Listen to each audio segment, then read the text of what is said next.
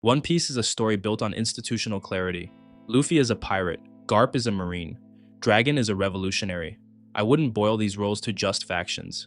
They are philosophies, entire worldviews crystallized into a label. The entire structure of the world runs on the logic of these boxes. Marines, who believe the world is held together by absolute order, and that justice is the price you pay to keep that order intact.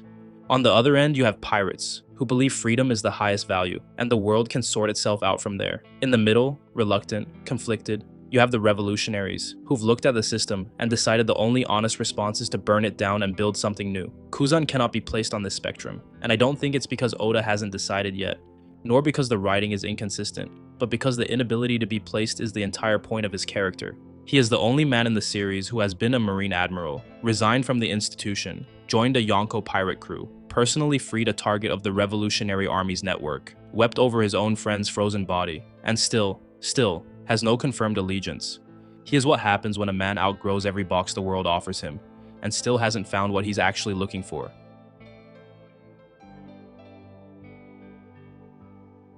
Kuzan is a puzzle Oda has been piecing together for 25 years. We still only have half the pieces, but the shape of what's missing tells you everything. This might be the most misunderstood label in One Piece. Hear me out. When Kuzan tells the Straw Hats he follows lazy justice, he says it casually, almost as a joke, the same offhand tone he uses for everything. Usopp agrees with him, Sanji agrees with him. The audience is supposed to laugh and move on. Oda sets this up deliberately so that the label becomes background noise, something we absorb without examining. And that's exactly how Kuzan wants it. But Kuzan is not indifferent. He is strategic about when he acts, and there is a profound difference between those two things. The evidence is right there in his backstory. Before the Ohara Buster call, Kuzan's office had a sign that read "Burning Justice," the justice of someone who believed in putting in maximum effort to achieve something true. This was a man on fire. This was not someone who had ever been lazy about what he believed. Then Ohara happened, and the sign changed. The Ohara incident didn't make Kuzan lazy. It made him realize that expressing his real justice, a moral, compassionate, genuinely humane approach to the world, was a liability inside the world government. Burning justice meant fighting for the right thing loudly and visibly, and in an institution that had just ordered the genocide of an island of scholars for the crime of reading the wrong books, fighting loudly and visibly would get you removed, sidelined, or killed. So he disguised it.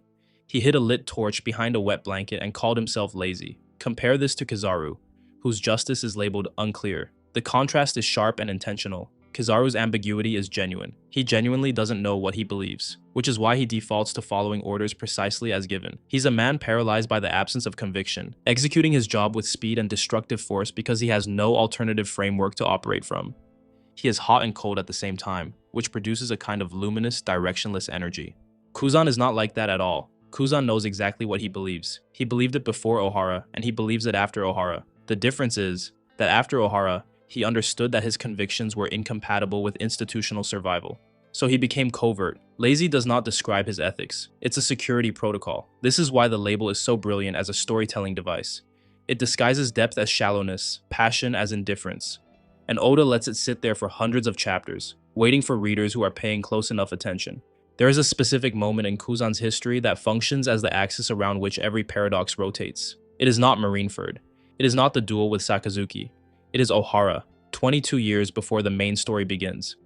And the reason it matters so much is because of two facts that cannot coexist comfortably in the same person. The first fact is that Kuzan participated in the Buster call on Ohara. He showed up, he was there, he didn't stop it, didn't sabotage it, didn't go rogue. He played his role in the destruction of an island of scholars who had done nothing more threatening than try to understand the history of the world.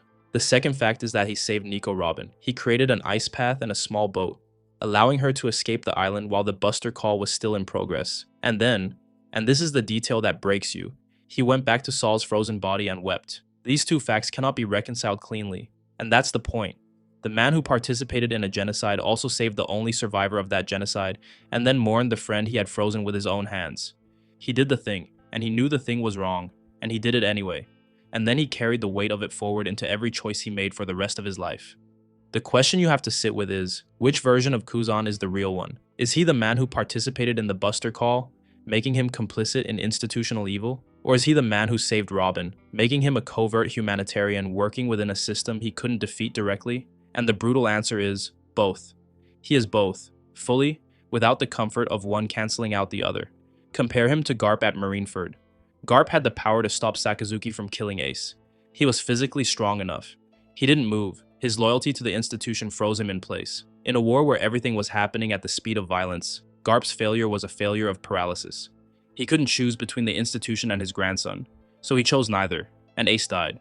Kuzan's failure at Ohara was different, and in some ways more damning. He acted, within the system, according to his orders, while simultaneously reaching sideways to pull one child from the fire. He didn't freeze. He made the institutional choice, and then made the human choice on the margins, quietly, in a way nobody was supposed to see. Is the small mercy enough? Is saving one person while participating in the murder of hundreds a moral achievement? Or is it something closer to the worst kind of moral failure? Doing evil while telling yourself you're still good? Oda has not answered it, and the refusal to answer it is what makes Ohara the beating, unhealed wound at the center of Kuzan's character.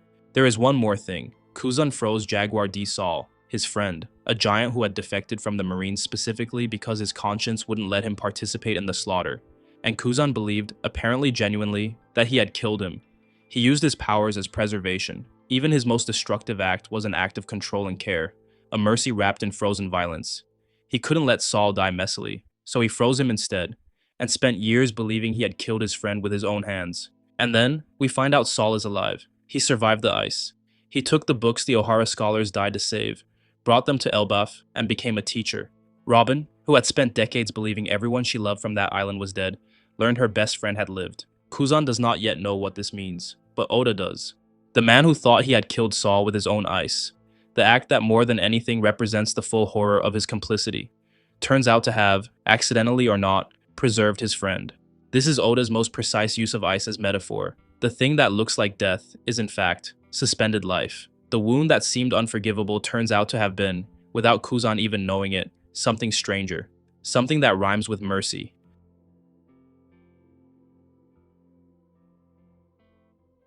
The island of Punk Hazard is permanently split down the middle. One side is fire, the other is ice. That in some ways is a thesis statement Oda burned into the geography of the New World. Here's what we know about the Sakazuki-Kuzan duel. It lasted 10 days, ended with Sakazuki's victory, cost Kuzan part of his leg, and resulted in Kuzan resigning from the Marines rather than serve under a fleet admiral he despised. Sengoku had recommended Kuzan for the position. A significant portion of the Marine brass supported Sakazuki. Rather than let the decision be made administratively, the two men went to an uninhabited island and fought until one of them couldn't. Now here's the thing nobody can agree on. What was Kuzan actually fighting for? He explicitly, on multiple occasions, expressed that he had no ambition to become fleet admiral. He didn't want the position. He didn't want the responsibility, the paperwork, the seat at the table in Marie-Joie. He was never a career climber. So if he didn't want to be fleet admiral, why fight 10 days for the right to be fleet admiral? The answer is Sakazuki. More specifically, the answer is preventing Sakazuki. Kuzan understood, perhaps better than anyone, what the world would look like if Sakazuki sat at the top of the Marine hierarchy. What absolute justice looks like when it has the full weight of the world's most powerful military institution behind it. He had seen the preview at Ohara. That's what Sakazuki's world looks like. An island of scholars who read the wrong books, burned to ash because the world government decided the potential future threat outweighed the immediate human cost. And Kuzan knew that with Sakazuki as fleet admiral, that calculus would be applied everywhere, all the time, without hesitation. So he fought, not for the position, but against the alternative. When he lost, he got his answer. The institution was not worth anything anymore. Or more precisely, it had never been worth what he had hoped it was worth. He had stayed in it this long on the possibility that it could be reformed from within. That a man with the right values in the right position could steer the ship somewhere humane. The duel was the last test of that hypothesis, and the hypothesis failed. What does the split island mean? It means the world is permanently marked by this moment. Every time Punk Hazard is mentioned in the story, the scar on the landscape is there to remind everyone that the question of justice was asked and answered, and the wrong answer won. Half the island is frozen in the way the world could have been. The other half is burning in the way the world is. Kuzan lost, resigned, and rode away on a bicycle. The bicycle is not a small detail here. After leaving the Marines, after being one of the 3 most powerful military figures on the planet, after a decade of service, after the brutal physical cost of a 10-day duel, Kuzan chose to wander the world alone on a bicycle. He didn't use powers, he didn't use a ship, but a bicycle. A bicycle is the slowest, most purposeless way to travel in a world where people literally walk on air and move at the speed of light. It gets you nowhere fast. It has no destination built in. You go where the road goes. You stop when you're tired.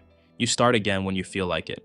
The wandering is the point. After a lifetime of institutional direction, training under Garp, rising through Marine ranks, fighting wars on behalf of a government he increasingly distrusted, The bicycle is the first time Kuzan has moved under no authority but his own. He was not pursuing a goal. He was not fulfilling a mission. He was just moving. And it tells you something crucial about this man's psychological state. He doesn't have an answer yet. The duel settled the question of whether the institution was worth saving, but it didn't answer what comes next. What does a man like Kuzan do with a moral compass and no institution to point it toward? He gets on a bicycle and goes looking for an answer. He wanders into bars and tells ex-pirates about the fight he lost. He shows up on an empty island and freezes the ocean so some stranded civilians can get off. He appears when the story needs him to appear, never quite where you'd expect. It's a symbol of self-discovery.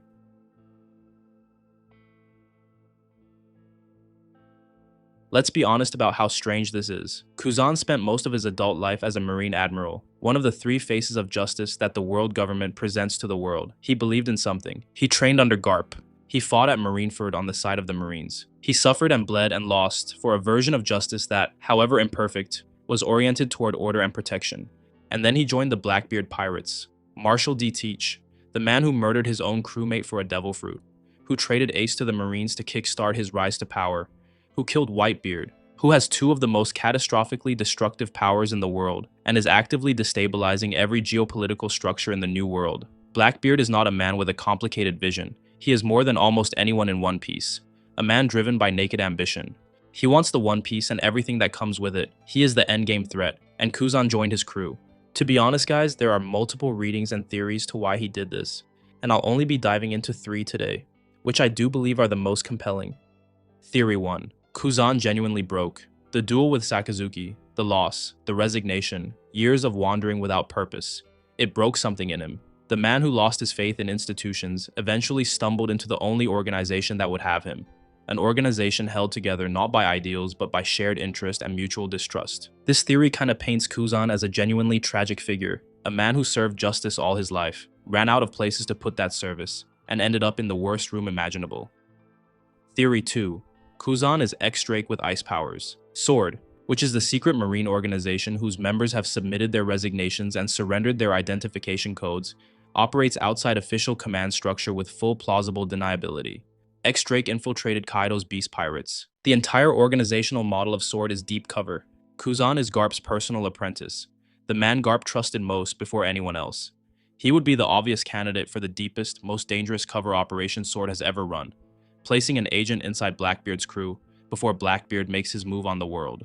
The circumstantial evidence for this theory is compelling. Kuzan is the one who explains SWORD to Blackbeard in detail, which is either the most careless thing a spy has ever done or the most calculated. He froze SWORD member Hibari at Hachinosu, which looks like betrayal, but could equally be maintain cover at all costs. When the rest of Blackbeard's crew celebrates Garp's capture, Kuzan's face is unreadable. And critically, in the flashback showing how he joined Blackbeard's crew, the encounter reads ambiguously. It could be a man wandering into an open bar invitation, or it could be a man who specifically tracked down the Blackbeard pirates and provoked a fight, knowing exactly how it would end. This is the theory that doesn't get talked about enough. Maybe Kuzan isn't running an operation. Maybe he isn't broken. Maybe he joined Blackbeard because Blackbeard is the endgame and Kuzan knows it. And Kuzan wants to be close to the endgame. Not to serve Teach, not to stop Teach, but to be present when the world breaks open, to witness what happens and, from inside, shape the individual moments as they come. This is the reading that makes Kuzan something stranger than a spy or a broken man. A moral sentinel who has accepted the position of embedded observer in the most dangerous crew in the world, betting on his own ability to matter when it counts. Oda gives us all 3 theories simultaneously and refuses to close any of them. Theory 2 is elegant. It is clean. It solves the narrative problem of Kuzan's allegiance by slotting him into an existing organizational structure, the way ex-Drake was slotted into Wano. It gives his presence inside Blackbeard's crew a tidy purpose. But that tidiness is, paradoxically, its greatest weakness. The SWORD theory resolves the paradox, and the entire point of Kuzan, the structural, thematic, irreducibly important point, is that his paradox should not be easily resolvable. If he is simply a SWORD agent, then the moral complexity collapses. He was loyal to the Marines all along. He never really joined the dark side. Every apparently contradictory choice was part of a coherent plan we weren't privy to. The puzzle pieces fit.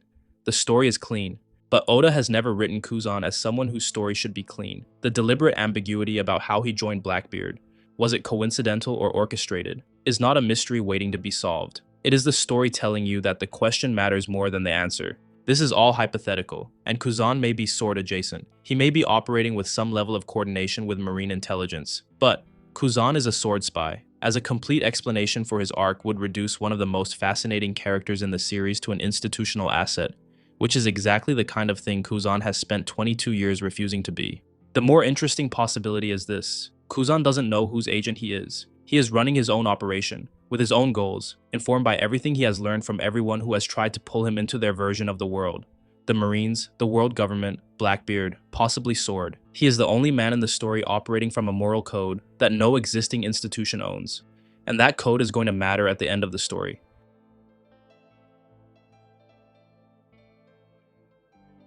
The Straw Hats have just survived the Davy backfight. They're sailing toward Water 7. They find a Marine Admiral lying on the grass, napping. He wakes up, introduces himself, freezes the sea to help some stranded civilians, and then, almost as an afterthought, announces he's there to deal with Robin. He could have taken Robin immediately, with force. He is one of the 3 most powerful figures in the world government's military. The Straw Hats are not yet close to his level, but he chose to test them instead. Fights Luffy, freezes him solid, and then let them go. He didn't capture Robin. He didn't kill Luffy. He lets them go, with a quiet warning about what Robin's future looks like, and then lies back down, and apparently resumes his nap. Kuzan is not there to catch Robin. He is there to assess whether the Straw Hats are capable of protecting her, whether Robin has found somewhere safe enough that Kuzan can stop worrying about her. When he sees that Luffy will not give her up under any circumstances, he gets what he came for. The nap is cover. The entire encounter was an evaluation.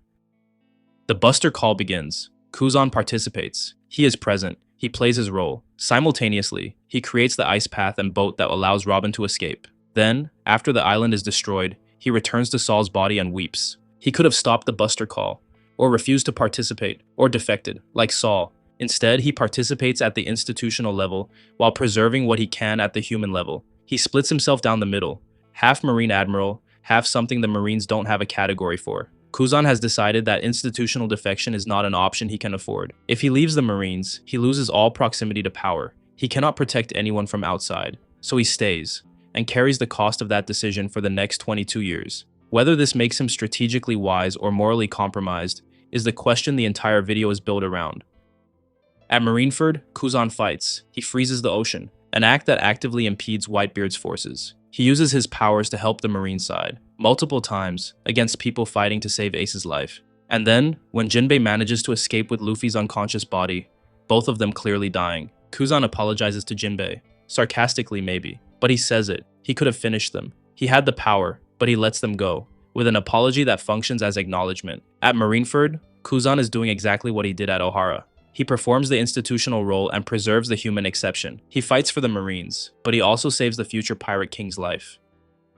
Punk Hazard. Kuzan appears on Punk Hazard after the Straw Hats have left. He saves Smoker from Doflamingo. He tells Smoker not to report his whereabouts. His final words suggest something planned, specifically that Smoker should warn Sakazuki about the Blackbeard pirates. Here is where the sword theory finds its most interesting foothold. Kuzan is telling Smoker, a man who questions the world government himself, to carry a warning back to the institution Kuzan has just abandoned. He is treating Smoker as a communications channel. He could have said nothing, disappeared, let Smoker wonder, but he gives Smoker information, maintains a line of communication with the marine world he supposedly left. Kuzan is not simply wandering, he is oriented. Somewhere in that wandering, there is a direction, and the direction involves keeping an eye on Blackbeard. At Hachinosu, Kuzan freezes Hibari. Garp arrives and they eventually fight. Garp had the upper hand initially. Kuzan was conflicted throughout, his face shadowed. Later weakened by a wound from Shiryu, Garp is defeated and frozen. Kuzan stands over his own teacher, the man who raised him, and by some accounts states his intent to kill him rather than merely capture him. Can you love someone and still imprison them? Can you fight your father figure to unconsciousness and call it anything other than betrayal? Maybe. If you are running the deepest possible cover operation, the most dangerous thing you can do is show mercy to someone you love when others are watching. The Blackbeard pirates know Garp raised Kuzan. If Kuzan goes soft, everything is over.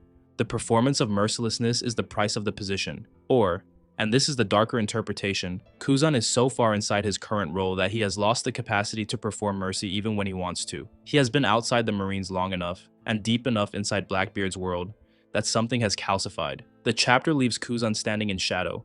We don't see his eyes.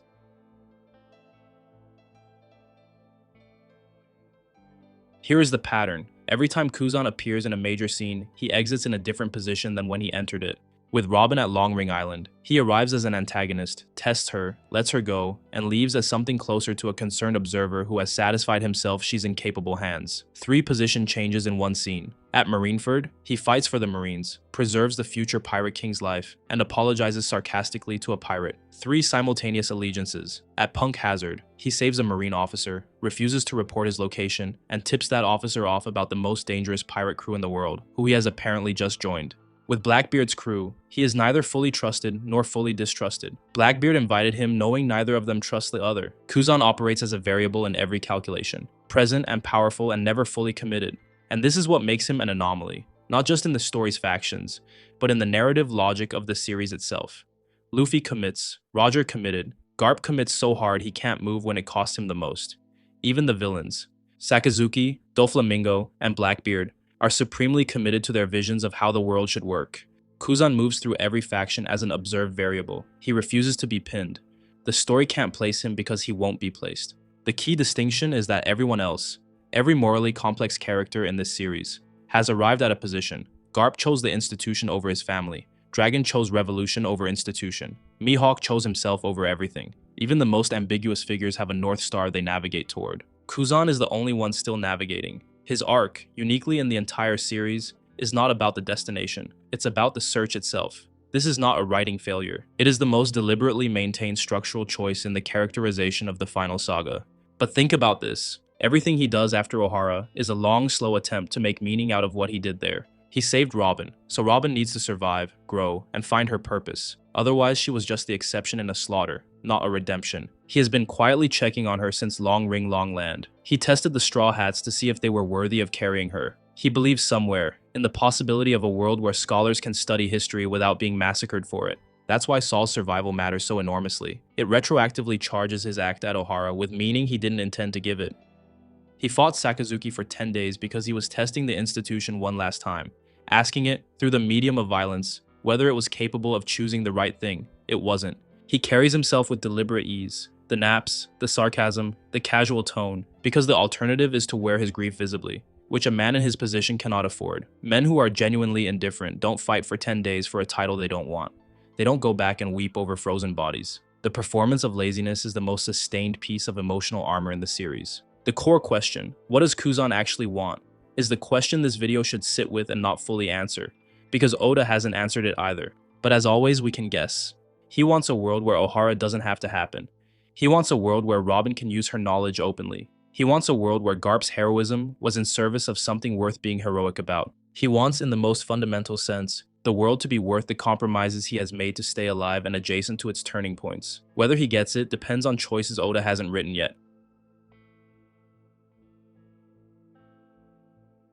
Devil fruits in One Piece are not coincidental. The power a character has is, on some level, a reflection of who they are. Sakazuki's magma fruit produces fire hot enough to melt anything. It is a power of absolute destruction, consistent with his philosophy of burning away all evil without remainder. Kizaru's light fruit moves at the speed of light in all directions simultaneously, consistent with a man who has no fixed direction and acts with blinding, unfocused force. Kuzan's ice fruit produces ice. Ice keeps things the way they are. It pauses time. It does not burn, does not dissolve, and does not erase. When he froze the ocean at Marineford, he wasn't destroying it. He was stopping it, holding it in a state of suspended possibility. When he froze Saul, he didn't vaporize him. He preserved him, unknowingly, for 22 years. Even the ice that split Punk Hazard in half is not absence. It is the world held in permanent tension, half frozen and half burning. A wound that refuses to heal, but also refuses to disappear. This is Kuzan's philosophy made literal in physics. He doesn't burn the world down. That's Sakazuki's job. He pauses it. He holds it still. He freezes the moment before the worst thing happens and waits to see if there's another way. The tragic dimension of this power is that you can't preserve everything forever. Ice melts. Frozen oceans thaw. The pause he creates is not permanent. It is borrowed time. And Kuzan, more than anyone, knows that borrowed time is all he has ever been working with. One Piece, being one of the greatest stories ever written, explores and revolves around a lot of different themes. One of the many is what happens when the world is built on a lie. When the history that gives institutions their authority is fabricated.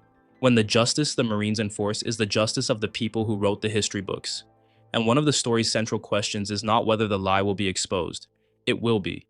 The question is what survives the exposure. Kuzan is the man who already knows the lie. He discovered it at Ohara, where scholars were killed specifically because they had found the truth. He has been living downstream of that knowledge ever since, watching the lie sustain the institutions he serves. Unable to simply blow everything up, he's not Dragon, and unable to simply pretend it isn't happening, he's not Sakazuki. He is, in the most precise sense, the just man in the unjust institution, and then the just man who left it, and then the just man embedded in the institution's opposite, still refusing to become either of them fully. What does ice mean at the end of the world? It means the world is held in the moment before it breaks open. It means things preserved beyond their apparent lifespan. Saul alive under the ice for 22 years. Robin alive because Kuzan held her in the suspended instant between the order and its execution. It means that some things endure the fires they shouldn't survive. If Kuzan gets a definitive side at the end of the story, if Oda resolves him cleanly into heroism or villainy, something will be lost that cannot be recovered. His meaning lives in the unresolved space. He is the proof that a just man can serve an evil institution, leave it, join its enemy, and still be good. Of course, this is all still hypothetical, since we don't know much at all. But what I mean by good is by the means of refusing at every inflection point, to not let the worst thing happen if he can reach sideways and stop it. The ice doesn't destroy, it holds, and it waits.